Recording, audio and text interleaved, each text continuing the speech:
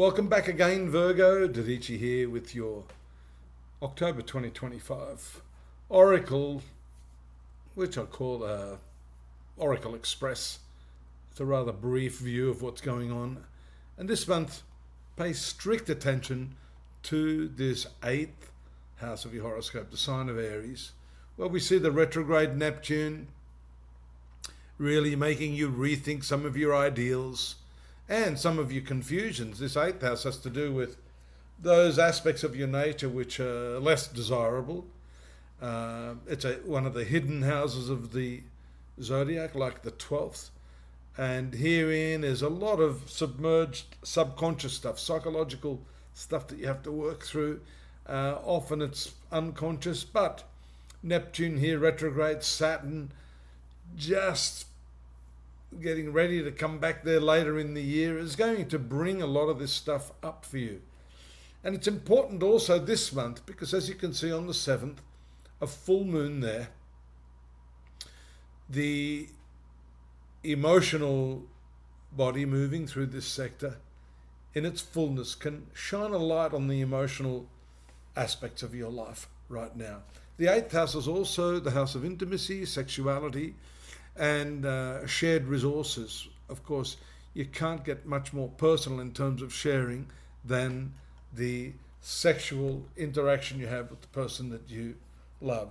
So these things are in focus this month, and certainly I'm going to be talking about the new moon later in the month and where it is likely to impact you. So I'll give you a little brief sort of preview there. It has to do with the way you're handling money, and in particular, the way you're handling other people's money, as entrepreneurs and business people say, OPM. So this 8th house has to do with bank loans, annuities, the superannuation funds, 401k if you're an American watching this. So credit cards and all of those sorts of lines of credit, savings, that are in the trust of others.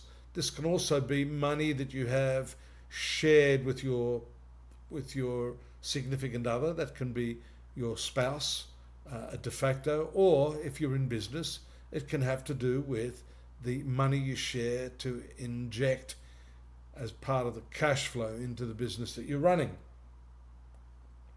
All of these things are subject to a little bit of confusion now because the energies of Neptune and Saturn are really opposite in direction. Neptune is idealistic, whereas Saturn is pragmatic.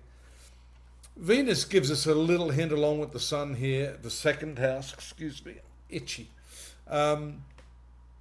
Finance planet moving here is really quite good. It gives you the option to earn money through creative ways. Venus is an important planet for you. It is one of your lucky planets. It rules this 2nd house of income and also the 9th house of good fortune. So, especially here we see the moon making its entrance on the 19th of October. It rules this 11th place of gains, friendships, and fulfillment of your life desires. So there could be some settling or deep reconciliation within yourself as to what it is you want to do. And that's also showcased by this new moon that takes place on the 21st in this 2nd sector of finance. So a new manner, a new fresh approach to earning money, to the way you look at money, to the way you share money. That's what I said earlier. I'm going to give you a little sneak preview into that. Neptune moves out of that 8th house, coincidentally, just as we have that new moon, which takes a little of the confusion off that area of your chart. Nevertheless, till around December, I think you're going to shift your attention back to your relationships. If it's a business partnership, there is some sort of bridge that has to be built between what it is you're expecting from the other person and where it is that you actually are at. So the ideal doesn't meet the practical expression of that. That can be in your relationships as well. And that's always an important point to talk about. That can happen, as you can see here, with Mercury and Mars in the zone of communication, with the Sun in nice aspect to that Neptune. So that can give you the opportunity to forcefully put your ideas across, say exactly how you feel, right? The new moon having taken place in the second house shows that you've got some new ideas. Will that be received by your partner?